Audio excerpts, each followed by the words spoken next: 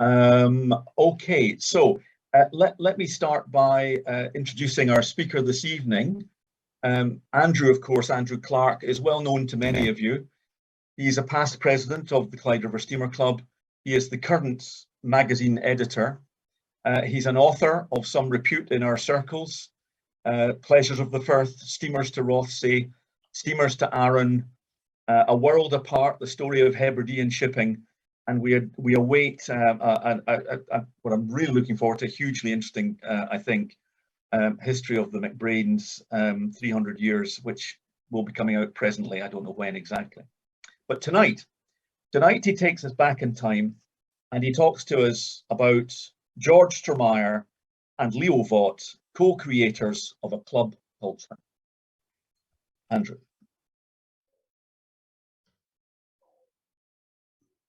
The Firth of Clyde, 1966, a summer holiday at Millport. Midway through my 8-day season ticket, I boarded Waverley at Keppel at 11:25 for the first part of her Wednesday cruise round the lochs. After sailing up the west side of Bute and down the Kyles, I said goodbye to Waverley at Rothsay at 2 o'clock, bought an ice cream and waited for Talisman. Every weekday afternoon, the Millport steamer did a Cumbria Circle cruise, outward via the Largs Channel, returning to Millport via the Tarn.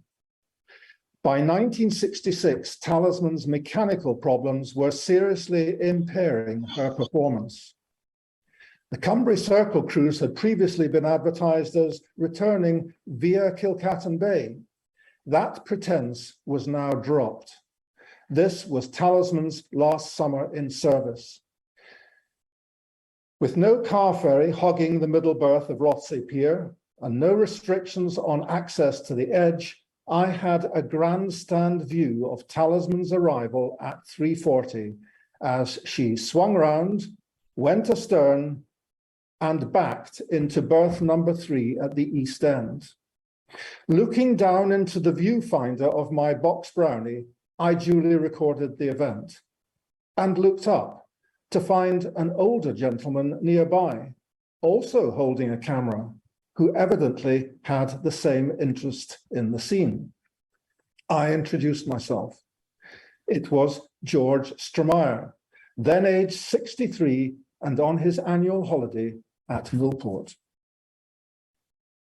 On the return voyage across the main channel and through the town, we engaged in what one might call an intergenerational conversation, sharing impressions and enthusiasms. As had been his custom since childhood, George recorded the journey in his sailing diary.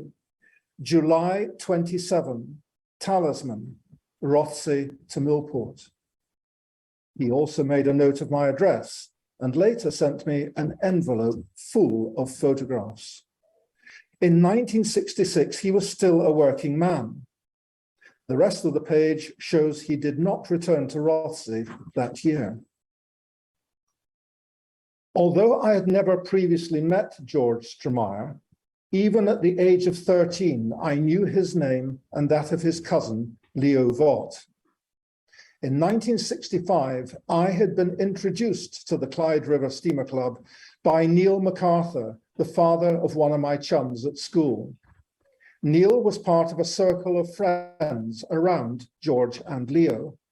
I remember him speaking with awe of their photograph collection, examples of which were generously shared with others and acknowledged in books such as Alan Patterson's The Golden Years of the Clyde Steamers.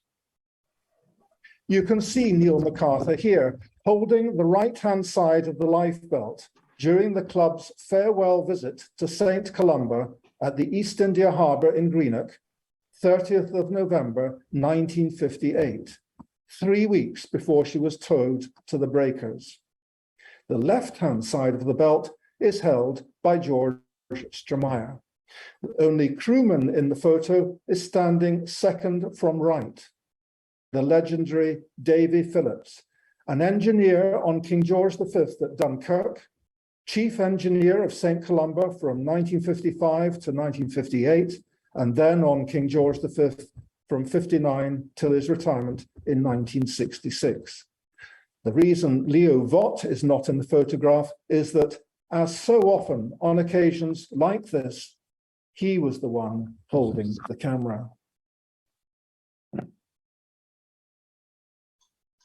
From today's perspective, it is hard to convey in words or pictures the world that the Clyde River Steamer Club opened up to a wide-eyed young enthusiast in the 1960s. The club gave me and other teenagers the opportunity to sail on imaginatively conceived charters, buy as many photographs as pocket money would allow, expand our knowledge at meetings, devour steamer books and magazines, and, most importantly, mix with people who shared this all-consuming passion for steamers.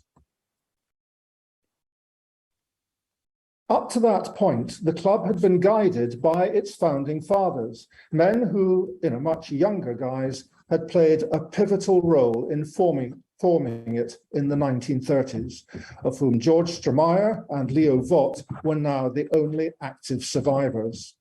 Here they are, in a photo you may recognize from this year's edition of Clyde Steamers. It was taken at the club's Silver Jubilee in 1957.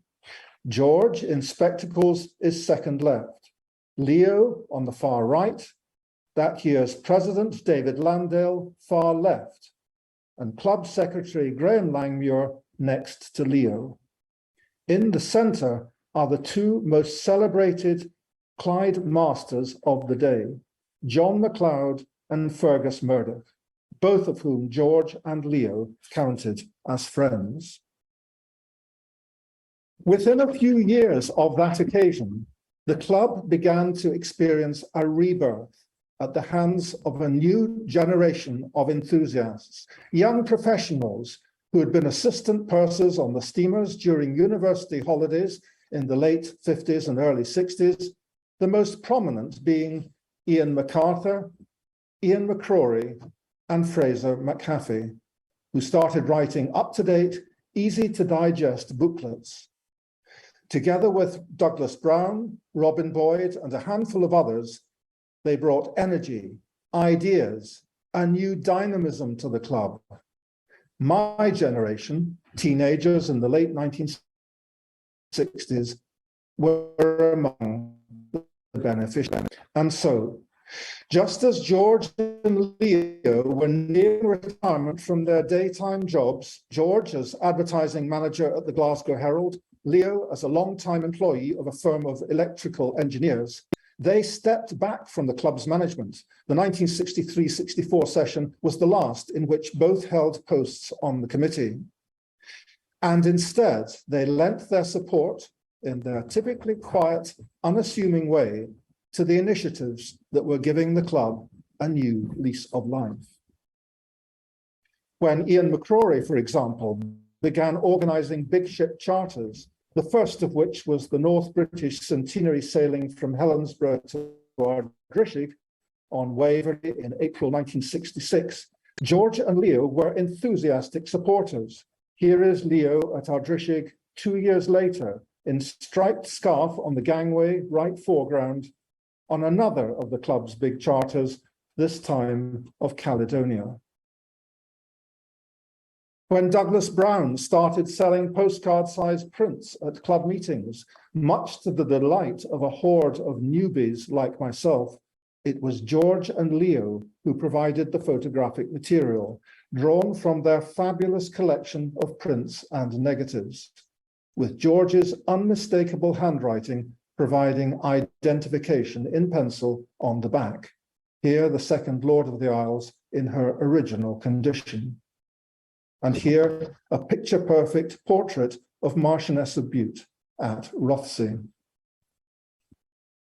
Similarly, when Ian MacArthur, assisted by other young Turks, founded the club magazine in 1965, it was Leo who contributed the lead article, an immaculately researched history of the Glasgow and South Western Railway paddle steamer Neptune, built in 1892 and lost in the First World War. The article prompted a personal letter of thanks from one of the club's older grandees, A.B. Murdoch, who, unlike Leo, remembered Neptune from his youth. In the middle of the second paragraph, halfway down the page, he writes that some accounts we get of steamers are just bare facts, but your article is a thrilling story. And lower down, I was from boyhood in close touch with the Clyde steamers during the whole lifespan of the Neptune. She was a very friendly boat, and Captain James Riddle a fine man. I sailed once with him to Stromier. And here we have Neptune at Stromier with Captain Riddle, both photos coming from George and Leo's collection. Captain Riddle went on to command the turbine Duchess of Montrose in 1930, her first season, just before he retired. But where did you get all the information about this boat? Continued Alex Murdoch. I can vouch for the accuracy of all you state. You must have done a lot of research through old GNSW records and newspapers. Well, you have given a great deal of pleasure to the older members of the club.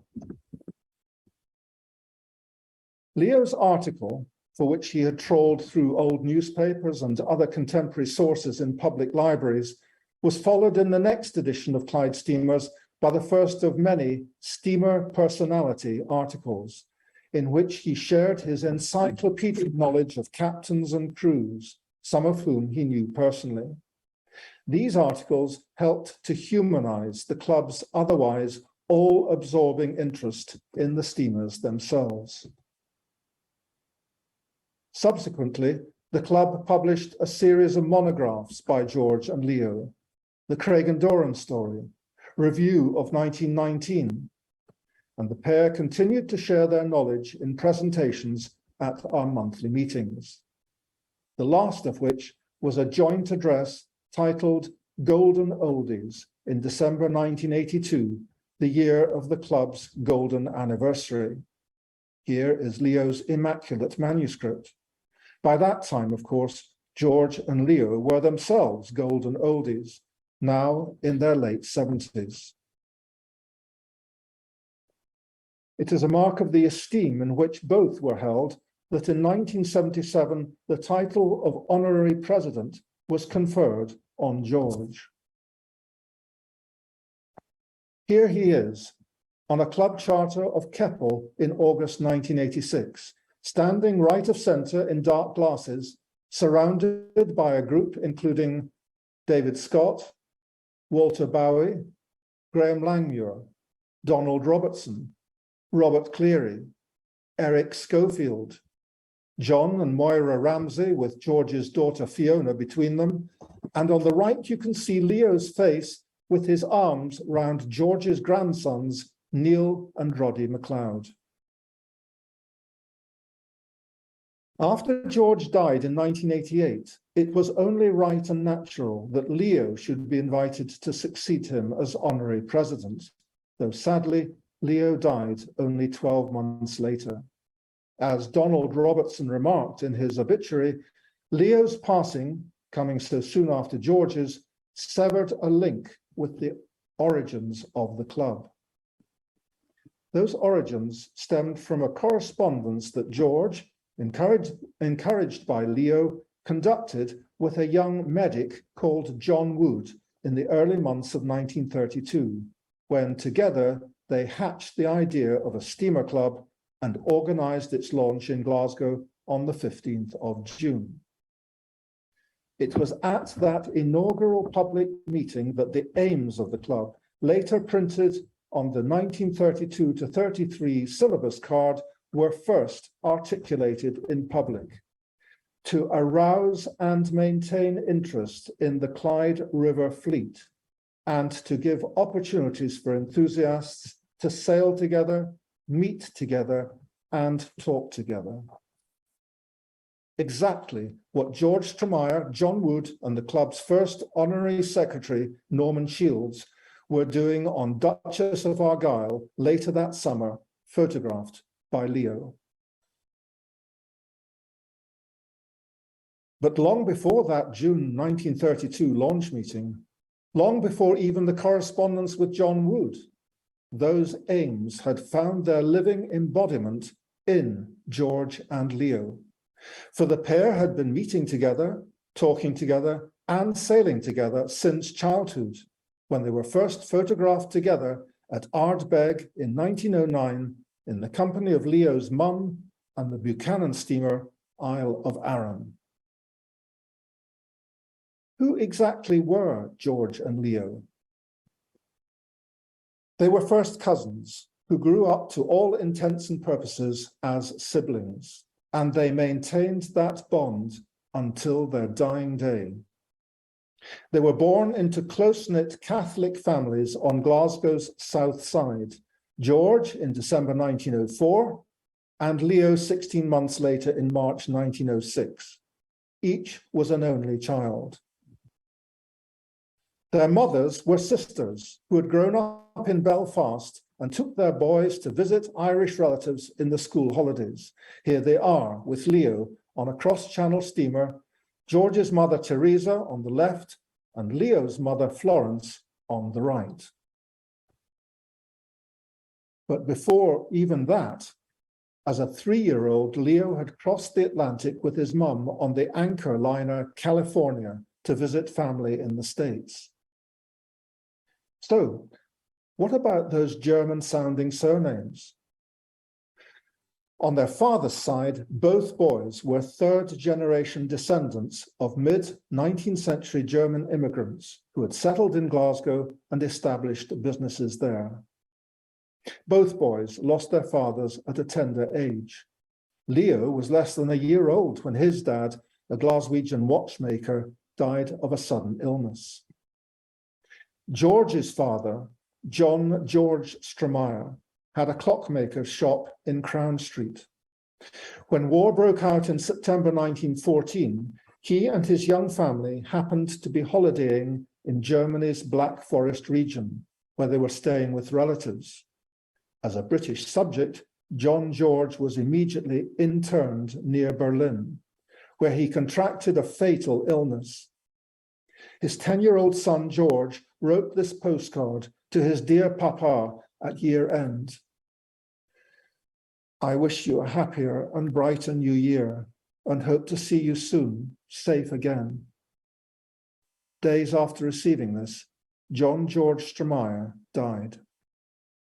George and his mum fled to neutral Switzerland and didn't reach home in Glasgow until August 1915, sailing across the Channel on the turbine steamer Onward. Given their Clydeside childhood and early seagoing experiences, it's hardly surprising that the two boys should show an interest in steam. Here are the title pages of George's first scrapbook.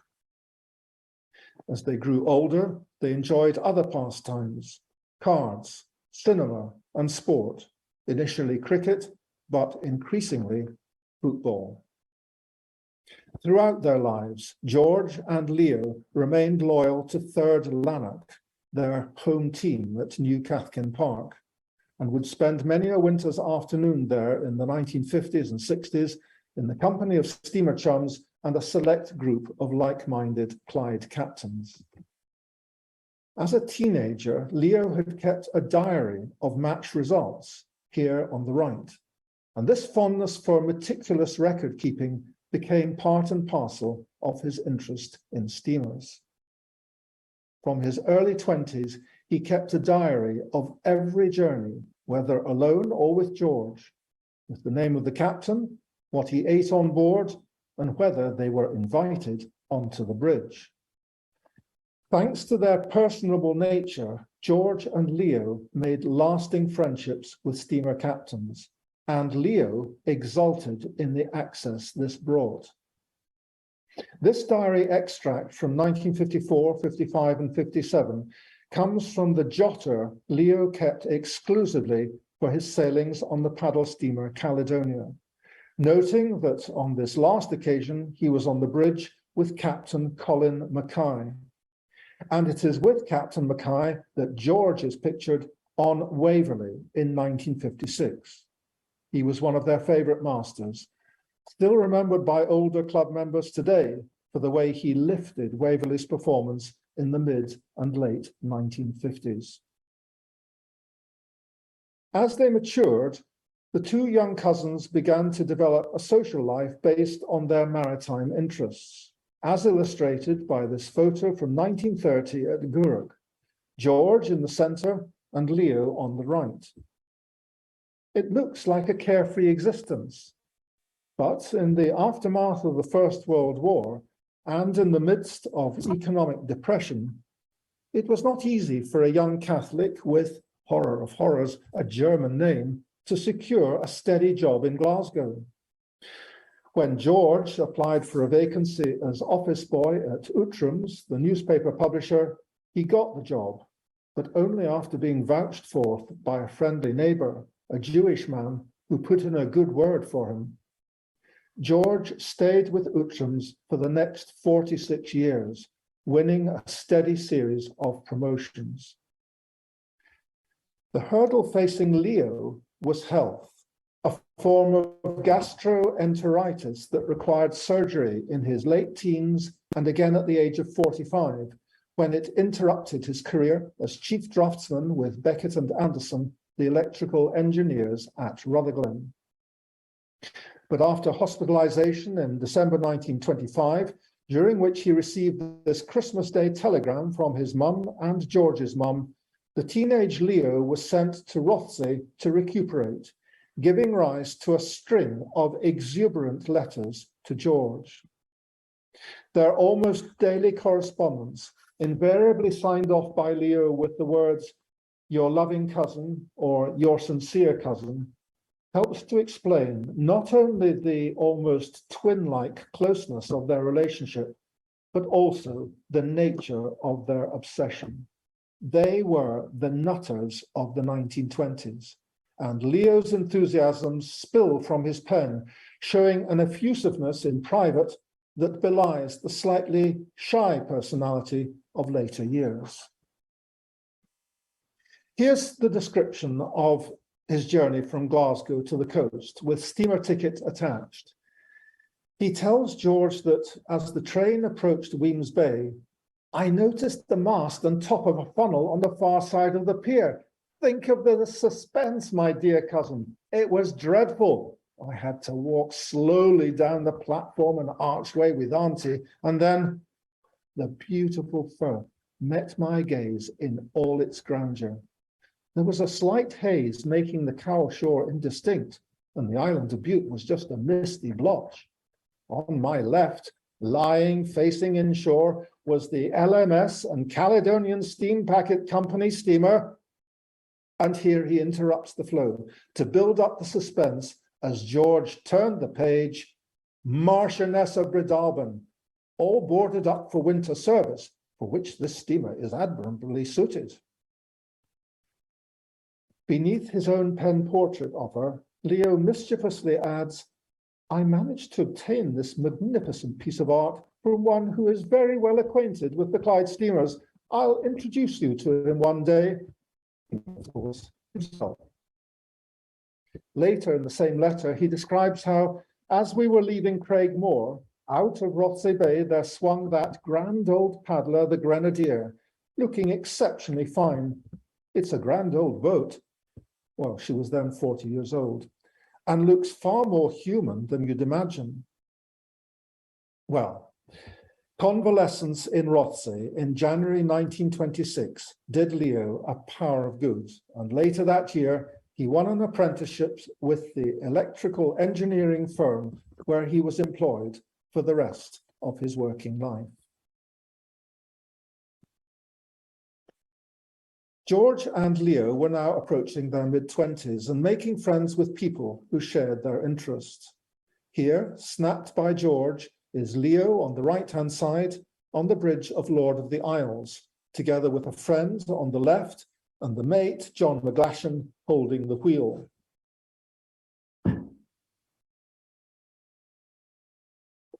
They were also starting to hone their photographic skills.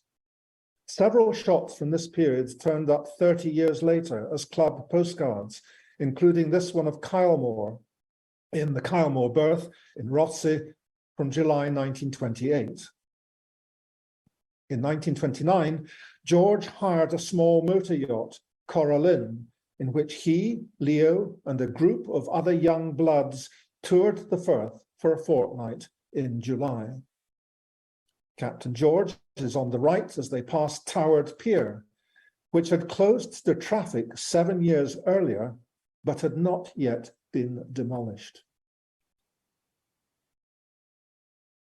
The holiday was such a success that in 1930 they progressed to the more substantial Eriska here on the left, and in 1931 to Gladys on the right. Each holiday was documented in George's photograph album, a mixture of personal shots and steamers. In the main channel, they were overtaken by Talisman, George seated on the right. And in the Kyles, by Eagle III and King George V.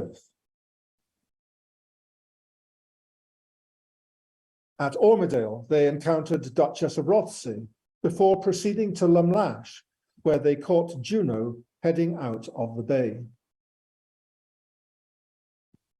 In Kilbrannan Sound, who should race past them on a round Arran cruise but the still relatively new turbine steamer Glensannox, generally reckoned to be the fastest in the fleet.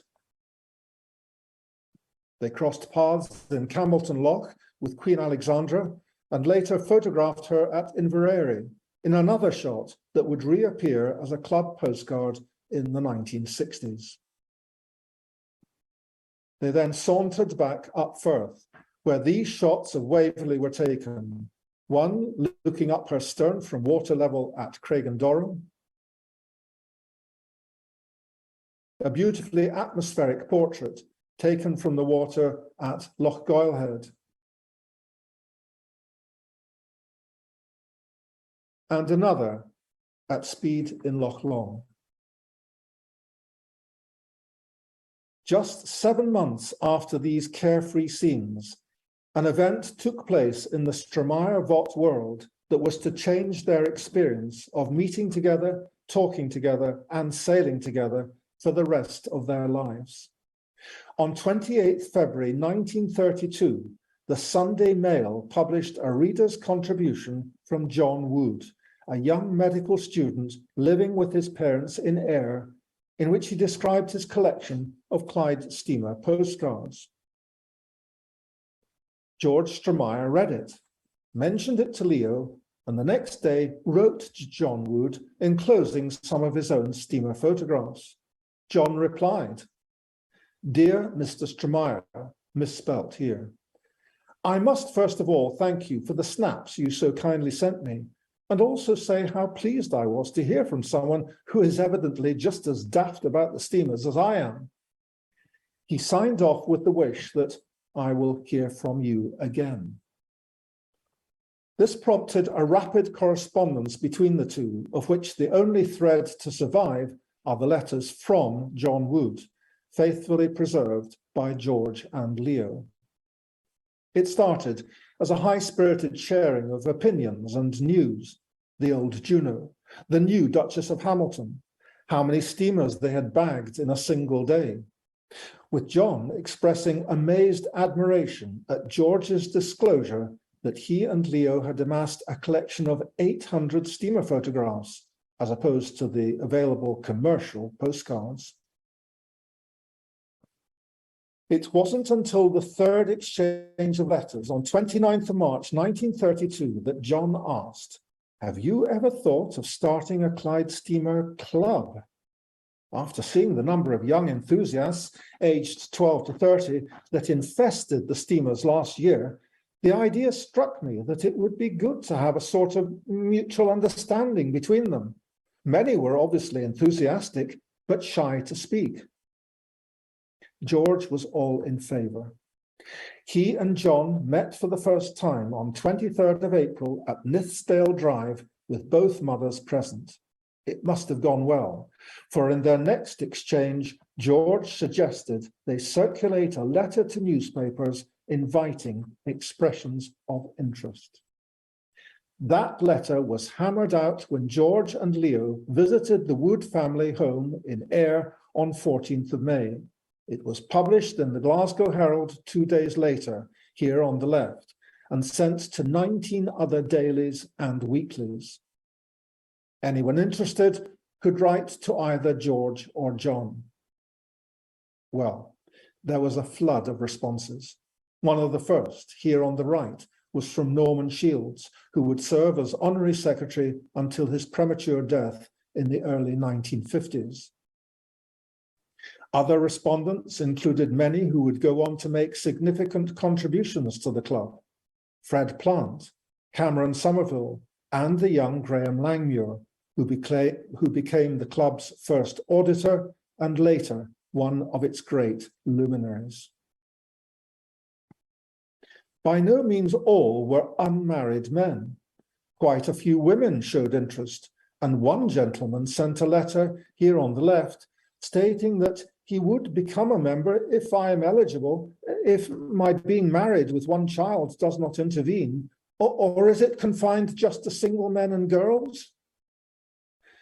The campaign was given a boost on 25th of May by an article in the Glasgow Evening News by George Blake, headlined, "Are you going to join the new club?" The next Sunday, as documented by Leo here on the right, a pilot group came together at Nithsdale Drive, with John's father in the chair and Norman Shields taking the minutes. Leo's notebook records, bottom of the first column and top of the second, that 8 others were present. David Bullions, David Fenton, Harold King, A.T. Nelson, George Stromier, Leo Vogt, John Wood, and Edwin Wiley. The inaugural public meeting was set for 15th of June in the Central Halls.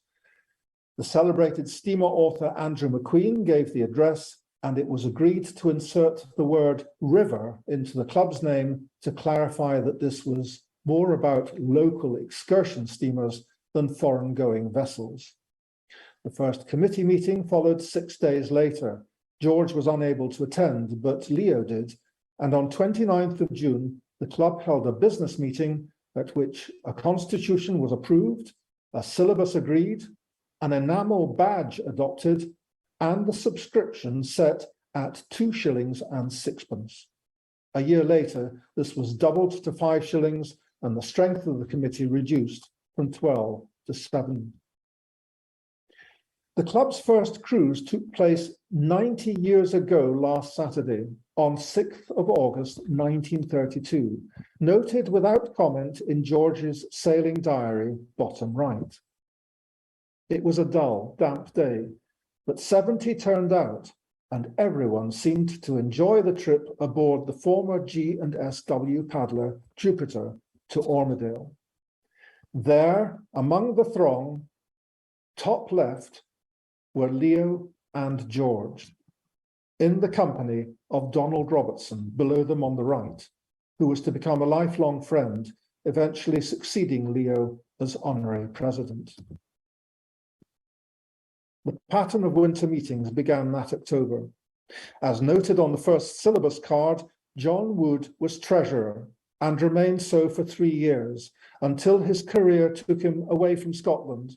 And it wasn't until another 3 decades had passed that he, George, and Leo were reunited on a club cruise in May 1969.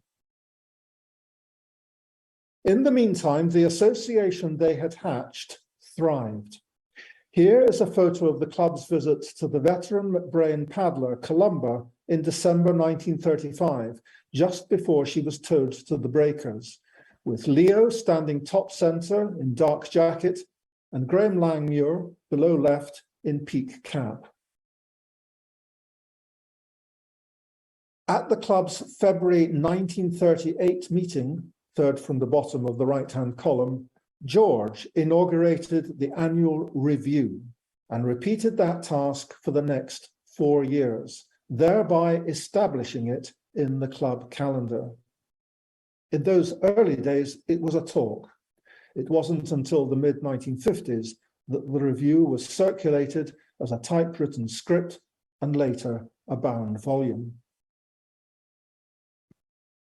The 1930s were carefree bachelor years in which George and Leo made a concerted effort to explore every detail of the steamers. For example, writing to shipbuilders and shipping companies for information. Here on the left is a letter from Denny of Dumbarton in response to a query about Queen Alexandra and King Edward. They researched the past and recorded the present. One example of the latter being a compilation of passage times between Inellan Perch and Bogany Boy, a distance of 3 nautical miles. Jeannie Deans's speeds, shown on the right, ranged between 16.3 knots in 1936 to 13.6 in 1953. Imagine the number of journeys between Dunoon and Rothesay that George and Leo must have made to compile figures for all the Clyde steamers from the early 30s to the mid-50s. It's a very revealing list. After their youthful yachting exploits in the late 1930s, they spent their holidays on the comfortable coasters of the Clyde Shipping Company, voyaging to the south of England, where they got to know the Isle of Wight paddlers, including Lord Elgin, on which George is pictured in July 1939. But time doesn't stand still. That year, George struck up a friendship with a girl who lived a few doors along the road in Shawlands. His courtship of Kathleen, 11 years his junior, probably mystified Leo, who remained a confirmed bachelor all his days. But judging by George's pocket diary here, it did not interrupt daily contact between the two cousins. This is George's somewhat prosaic entry for Sunday, 3rd of September, 1939, the day Britain declared war on Germany. Mass at 10, religious observance being a constant throughout George's and Leo's life. Kathleen went to Kilsyth. War declared. Mother and I over in Leo's. Leo and I went for Kathleen to the bus station. A little over a year later, on 8th of January 1941, George Matthew Stromier, 36-year-old newspaper publisher's clerk of 10 Nithsdale Drive, wed Kathleen Monica McLaughlin, 25-year-old draper's manageress of 2 Nithsdale Drive. They made a handsome couple, and within 2 years, the marriage produced 2 daughters, Sheila and Estelle, the proud parents showing off their firstborn in the right-hand picture. Married life did not stop George becoming CRSC president in the 1941-42 session, and his immediate successor in 1942-43 was Leo. But Britain was at war. George was conscripted into the Navy. Leo was exempt from military service, possibly on health grounds, but more likely because he worked in an essential industry. Also in the picture on the left is George's cousin, Joe Stromier. After a period of training in the West Country, George joined the convoy ship HMS Fowey at Liverpool in October 1942 as a coder and saw service throughout the Mediterranean, picking up a postguard at every port of call, including the Egyptian port city of Alexandria on the right, and also venturing down the West African coast as far as Sierra Leone. George, here in naval uniform, put a good face on his war service. But life on the high seas, under constant threat of enemy attack, was no smiling matter, and it was a relief for everyone when he was demobbed in October 1945 and reunited with Leo, Kathleen, and the 2 girls.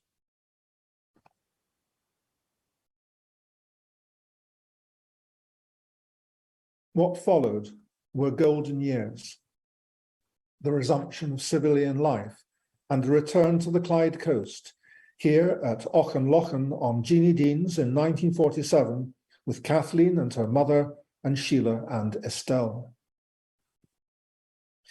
George could once again enjoy the freedom of the Firth, not just with Leo, but in the company of his two young daughters, pictured with Leo on King Edward in 1951, the pioneering turbine's final season. And with George at Inverary in 1953 on Duchess of Montrose. The same steamer that appears at Keppel in 1958 with the Stromier's third daughter, Fiona, who had been born in 1951. What a lovely picture this is.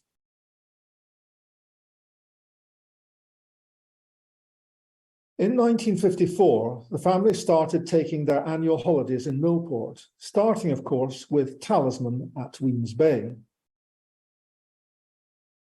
And here is the view from above the villa in West Bay Road that they rented for many summers. By this time, Leo was part of the household. His mother had died in the late 30s, followed by Rose, their housekeeper, in the late 40s. And so, in 1954, when the Stromiers bought a larger house, 80 Mount Annan Drive in Mount Florida in Glasgow, Leo moved in with them. His room was the one immediately above the bay window. The way Fiona tells it, seated here between Leo and George around 1970, if it was anything to do with football or the steamers, Leo would join in. Otherwise, he was very content with his own company. During this happy post-war period, two developments occurred. First, George and Leo began increasingly to enjoy the company of like-minded CRSC members on weekend trips on the Firth and beyond. Here is one such occasion on Maid of Skelmerley at Weems Bay in 1957, with George and Leo second and fourth from left. No anoraks in those days. A small core of steamer friends later became known as the Eccentrics, meeting at each other's homes in winter to chat over tea and look at photographs and cinefilm. Second, thanks to a settled lifestyle and domestic contentment, George and Leo had time and incentive to pursue their steamer interest in new ways. Under the pen name St. Mungo, George wrote a River Reverie column for the Bulletin, the newspaper where he worked in the advertising department, in which he distilled all his knowledge about ships big and small, shipping history, personalities, steamer peers, giving a popular edge to subjects that, from today's perspective, might seem esoteric. Even the long-forgotten little McBrain cargo boat, Texa, had a column to herself. St. Mungo had a huge following, as did the articles George wrote in the 1960s for Scottish Field magazine, with illustrations by the artist John Nicholson. The series was so successful that it was published in book form. If George was the popularizer, Leo enjoyed research for its own sake. His notebooks are a fund of valuable information, all fastidiously collated and precisely catalogued. Remember, this was decades before computers and the internet. The other byproduct of domestic contentment was that George and Leo had time to organize the huge collection of negatives, photographs, and artifacts they had gathered over the previous 30 years. It was a connoisseur's collection, matched in size and quality only by that of Graham Langmuir, pictured here on the right on a club outing on the sludge boat Shield Hall in 1972, with Donald Robertson second right and George next to him, along with core members of the Eccentrics. George and Leo weren't bosom buddies with the well-to-do, privately educated Graham Langmuir in the way they became with the eccentrics, but GEL was no stranger to the Stromier home. His Armstrong Siddeley was said to be the biggest car anyone had seen in Mount Annan Drive. There are just as many Stromier and Vogt photos in the Langmuir collection as there are Langmuir photos in the Stromier-Vogt collection. And there was a huge degree of trust between them. So much so that Graham Langmuir became George and Leo's family lawyer. He was a signatory to both their wills. So, what of the collection itself? Much of it is now in the Mitchell Library in Glasgow, and I am grateful to Chief Archivist Dr. Irene O'Brien for her help. But a significant part of the collection remains in private hands, and I can't thank Fiona Stromier enough for her help and encouragement. I also acknowledge photographic contributions from Douglas Brown, Richard Cotton, Ian Dewar, John Goss, and Roy Patterson. The Stromier-Vogt collection contains much more than just card indexes, negatives, notebooks, and photographs. There are loads of eye-grabbing timetables. Here, a Burns-Laird brochure from 1936, marking the debut of Royal Scotsman and Royal Ulsterman, showing how artistically adventurous shipping companies of the late 1930s could be in their timetable designs. But nothing beats this pre-1914 Caledonian Steam Packet Company timetable.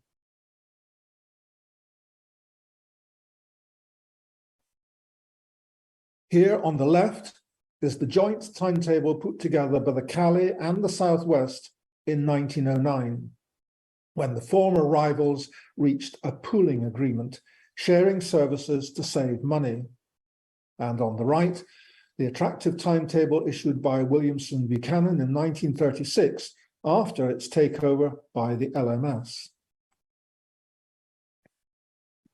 From George's point of view, pride of place always went to the 1899 Waverley. Jimmy Johnston's model of her held centre stage in the Stromier sitting room, alongside William Dobby's remarkably lifelike painting. As for the photographs in the collection, it's hard to know where to begin or where to end. So rich and varied are the pickings. George and Leo had an unfailing eye for quality, amassing all sorts of gems, such as this pre-1914 crew portrait on Waverley, in which everyone is named. And there is an equally fine shot of her engine room.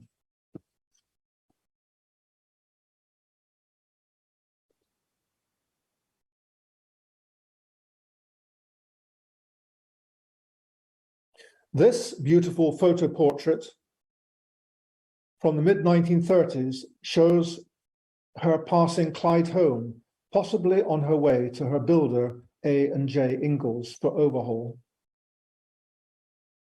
And these two are mementos of visits to her in winter at Bowling in October 1933 on the left, with George and Leo at the stern, and on the right at Point House in April 1938, showing George next to her funnel. This defunneling seems to have been part of Waverley's overhaul ahead of her last active summer on the Clyde. She was laid up in 1939 and lost at Dunkirk in 1940.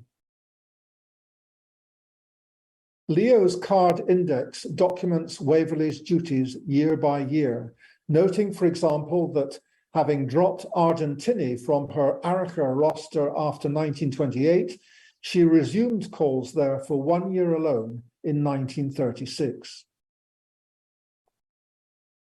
Leo's favourite steamer was King Edward, seen here at Rothsay in 1949.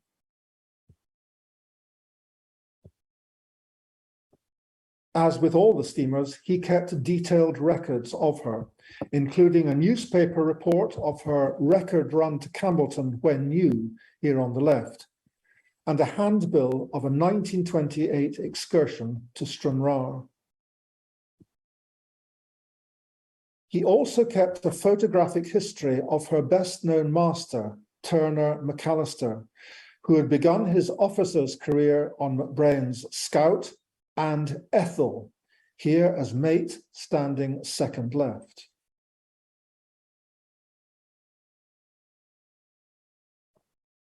Turner McAllister became Master of King Edward by default during the ship's trooping duties at Le Havre on the French coast in 1917, when her previous master was killed in a street accident there. Here he is with the crew about 10 years later, McAllister sitting in the centre with the ship's lifebelt. Leo's respect for McAllister and the distinction this man had brought to his favourite steamer was such that on McAllister's death in 1953, he wrote a letter of condolence to the family, who sent this acknowledgement. In his King Edward notebook, Leo documented every sailing he had made on her, from his first boyhood trip aged 5 in 1911 until her withdrawal 40 years later, though, as you can see here, there was a 6-year gap in the Second World War. This almost obsessive meticulousness, tallying all the sailings he had made on her with different masters and in different months of the year, ultimately bore fruit in the superb monograph he wrote for the club, as well as in the photographs he made available for club members. One of these shows King Edward arriving at Dunoon on 23rd of July 1938, with the year-old LMS paddler Juno at the pier. The Stromier-Vogt collection has another valuable picture of Juno, almost certainly the last photograph ever taken of her as HMS Helvellyn at Surrey Commercial Docks in March 1941, days, possibly hours, before she was destroyed there in a German bombing raid. The photo was taken from her LMS fleetmate Caledonia, alias HMS Goatfell. George had been present on Gourock Pier in May 1934 to snap Caledonia on her first day in service. How pristine she looks, and how bulky and modern she must have seemed to someone reared on Kenilworth and Marchioness of Breadalbane. And Leo showed his gift for sequential photography long before digital cameras in this series capturing Caledonia coming into Troon astern on 31st of August 1934, her last day as air excursion steamer. Her destination was Campbelltown, and Leo noted that it was a marvellous day for weather, but poor numbers, between 300 and 400 after Troon. On the bridge practically throughout, with Captain Donald Macpherson, early at Campbelltown and 15 minutes early back at Ayr. Caledonia's sister ship, Mercury, was well captured at her launch at Fairfields on 16th of January 1934. And at Millport in 1936, I love the sight of horse and cart motionless on the pier side, frozen in time. How tragic that this beautiful ship, somehow better proportioned than the Denny-built Caledonia, should have fallen victim to a German mine on Christmas Day, 1940.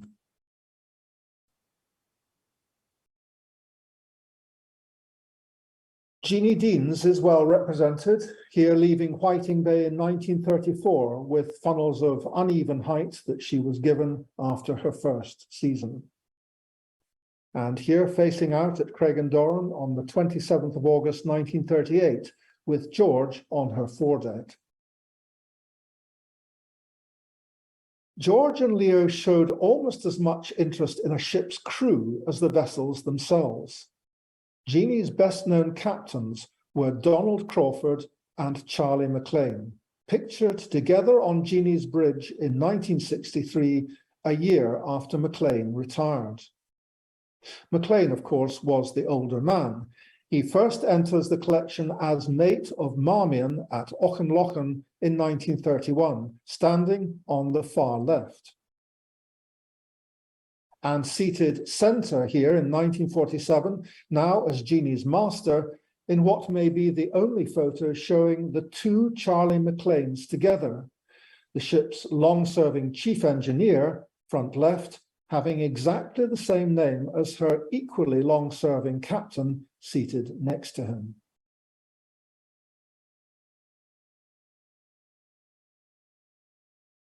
Donald Crawford is remembered by many of us at the very end of his career as Master of Caledonia, as pictured here with Leo.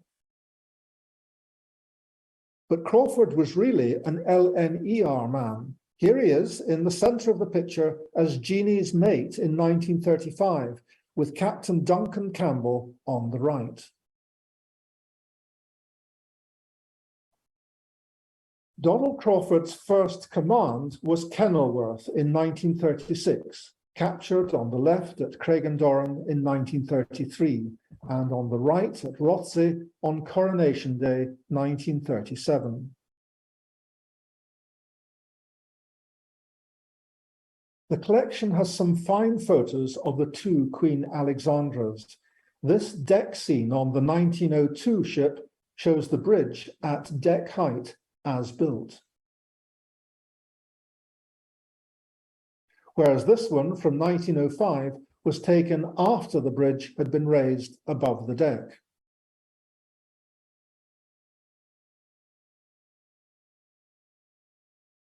And this is her 1912 successor, upriver for the launch of the Cunarder Aquitania on 24th of April, 1913. And the same ship, nearly 40 years later, now as St. Columba, photographed from Caledonia at Dunoon, with Marchioness of Lorne beyond.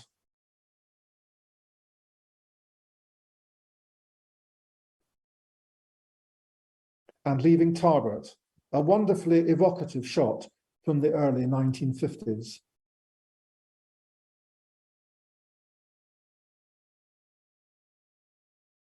As is this George Stromier shot of St. Columba chasing Duchess of Montrose off Toward in 1951.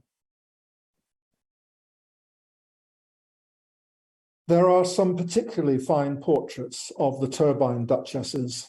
The Montrose at Rothsay in 1932, with her LNER rival Jeannie Deans at the West End.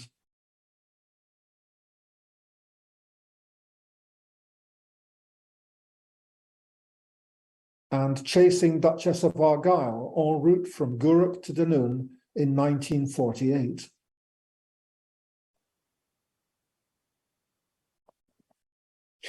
And here she is at speed in 1950, a photo that seems to contradict reports that the Montrose was in poor condition in the early post-war years.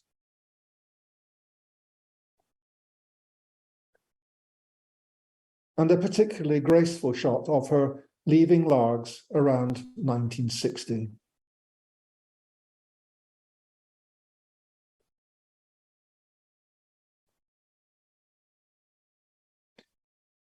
Not to be outdone, here is her younger sister, the Hamilton, leaving Rothsay Bay on 21st of July, 1964.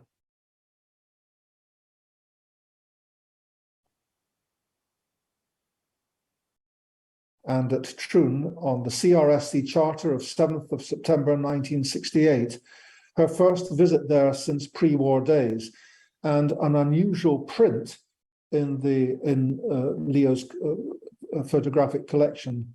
It was almost all black and white, although he did take some colour slides later in his photographic days. This view of Gourock from 1952 will be familiar to those who have Maurice Lindsay's book, Clyde Waters. There is a particularly fine print of it in the Stromier-Vogt collection.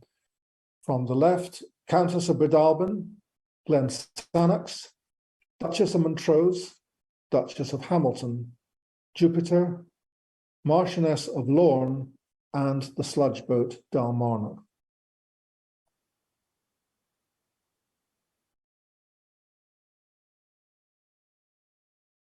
Jupiter is featured alone, battling the waves as she heads round-towered for Rothesay in 1951.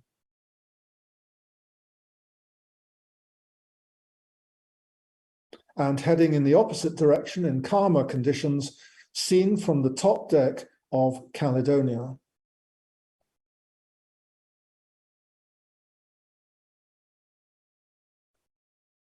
Here she is again, unusually at Craigendoran with damaged paddlebox in 1955, across the pier from the new Denny-built fourth ferry, Sir William Wallace. And here, racing Maid of Cumbrae for the Kyles, showing the open sponsons of the LMS paddlers of the 1930s, which created a great sense of space midships for the carriage of cargo and the occasional car.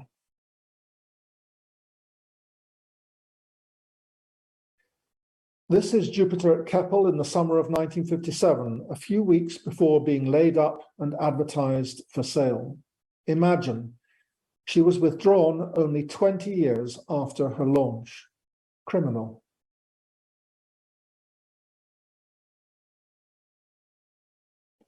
Leo's frequent access to the bridge made for some powerful shots.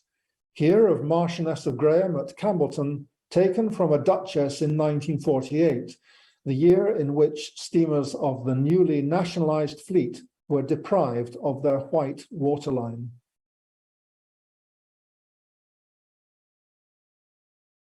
And here a view from the Graham in 1955, showing Waverley catching up on their way out of Rothesay Bay.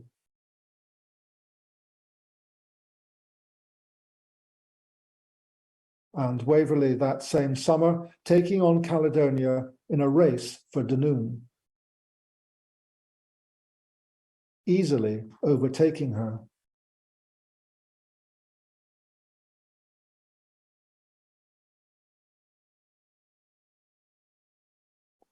Look at that magnificent feather on the bow wave. You won't see that today.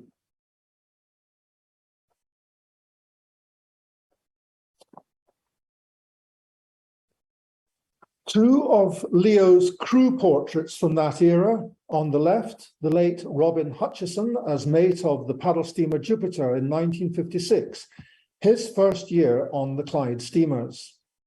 As many of you know, Captain Hutchison later became particularly associated with the streaker Jupiter, and his daughter Kay is now a member of our club. As Finlay McKichen is, and probably has been ever since this picture on the right was taken in July 1962, when he was purser of Countess of Breadalbane. It was wonderful to see Finlay and his wife Joan on Waverley's Campbellton sailing just 2 days ago, and to be able to chat and reminisce. Now for some golden oldies. For George and Leo were great collectors.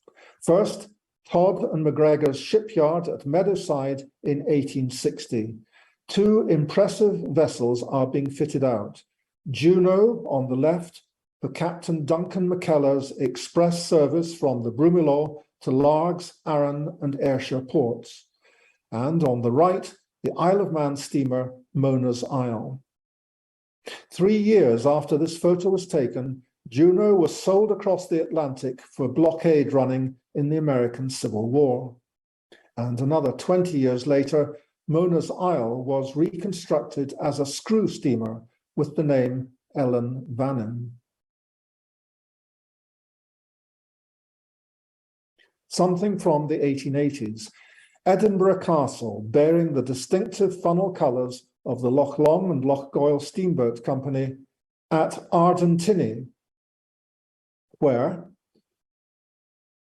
the ferry boat is pictured bringing passengers ashore.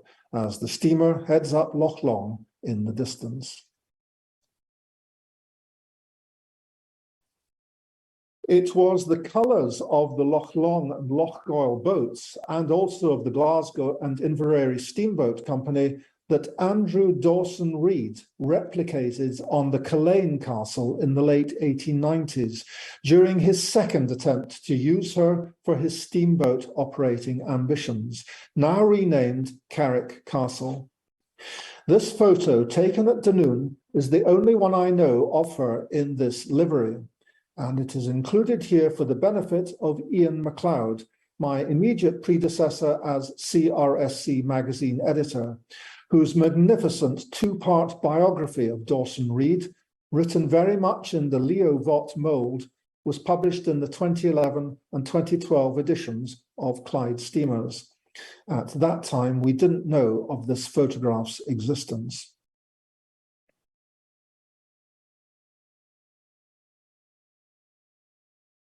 In the centre of this winter scene from 1898 at Greenock's West Harbour is the former Loch Long and Loch Goil steamer Chancellor, now sporting Glasgow and South Western Railway colours, alongside the similarly attired Marquis of Bute on the right, and on the left, the year-old paddler Strathmore in John Williamson's new choice of funnel colouring, white with black top.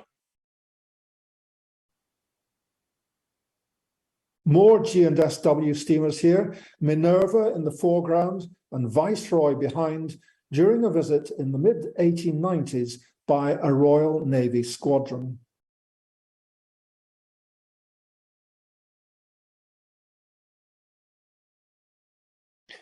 The 1895 Dandy Dinmont, here on the right, was a steamer Leo became fond of in the mid-1920s during holidays and convalescence at Rothesay.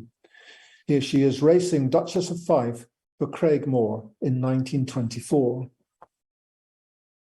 And in the same year, leaving Dunoon in the wake of Queen Alexandra.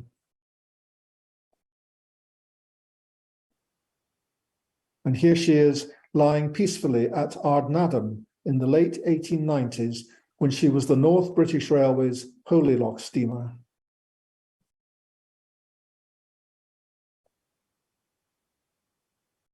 This is Eagle III in 1910, her first season, gushing river water out of her paddle box. And here she is again, on the right, leaving Rothesay in 1922, now in Williamson Buchanan colours. This glorious scene encompasses Duchess of Fife arriving at the top of the picture, Duchess of Rothesay broadside in the foreground, Duchess of Argyll, Isle of Arran, and Kylemore at the pier. 6 steamers. And here is Eagle III alongside Isle of Arran at Bowling Harbour, being readied for the 1930 summer season. And at Dunkirk in June 1940, waiting to refloat on the incoming tide. She escaped with hundreds of British soldiers crammed on board. George's beloved Waverley didn't. She got caught by German bombers as she headed across the Channel and was sunk. My favourites among the McBrayan images in the collection include this one of Oban around 1912. Although the Langlands steamer Princess Victoria occupies the centre, it's the other steamers that draw my eye. Handa and Mountaineer at the North Pier, and at the Railway Pier, Loch Invar moving away, possibly Dirk or Ethel in the foreground, and furthest away and partially obscured, Alexander Patterson's Princess Louise. Also from around 1912 is the legendary Grenadier Captain Archibald MacArthur, who lost his life when the ship caught fire at Oban's North Pier in September 1927 after her daily run to Iona. Here he is in his prime with his crew.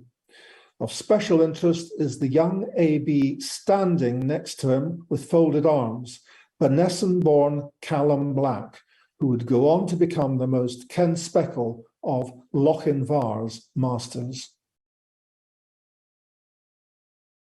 And here is Lochinvar, lying abaft the McBrain cruise ship Lochbroom at Tobermory in the mid-1930s. This is how Lochinvar looked 25 years after she was built, now for the first time with a proper funnel instead of the original exhaust pipes. And the photo is especially noteworthy because it profiles the peculiar arrangement whereby the cargo crane was positioned forward of the funnel while lifting and lowering goods into the hold abaft the funnel. A Graham Langmuir portrait of Loch Fyne at Tarbert, which he must have given to George or Leo in 1969, because it shows the pioneering diesel-electric passenger vessel in the week before her withdrawal from service that year. And King George V on her second last day in service as she passed Claymore in the Sound of Mull in September 1974. You could say, looking as good as new.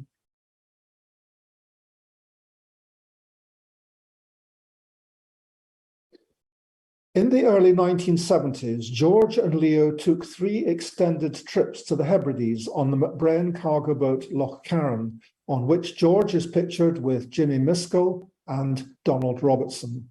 The trips were written up in detail in Leo's sailing diary. The family moved to Largs in 1977, which didn't suit Kathleen much as it did the men.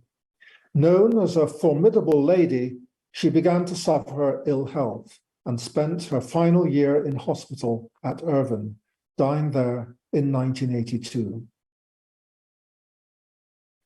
Latterly, George, here on the left, suffered from dementia. The last occasion he and Leo were pictured together was in September 1987, when they were joined by Ian McLagan, Alan Brown, Graham Langmuir, and Ian MacArthur for a cruise on the visiting Portsmouth Ryde ferry South Sea.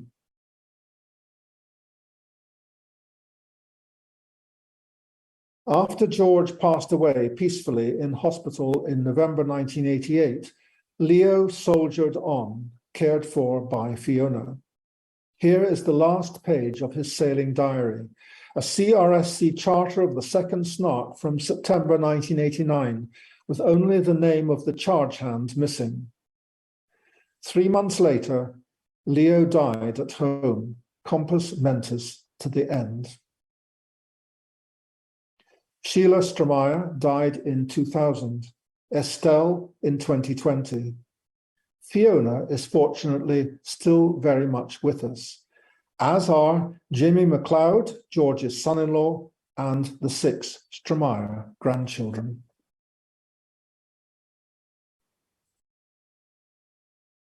George Stromier and Leo Vogt were modest by nature, modest by lifestyle. They never owned or drove a car. This photo was taken by a friend who did. They were gentle men, not easily irked. They worked hard. They had a sense of humor. Their lives spanned most of the 20th century, from Victorian-era paddlers to drive-through ferries. Who they were and what they achieved matters to family and friends, yes, but also to us as an association of ship enthusiasts. Leo and George. They loved their family. They loved their steamers. They loved their club. George and Leo. They bequeathed an example of active participation, of sharing information and photographs, of friendship, sociability, and doing things together. Stromier and Vogt, co-creators of a club culture.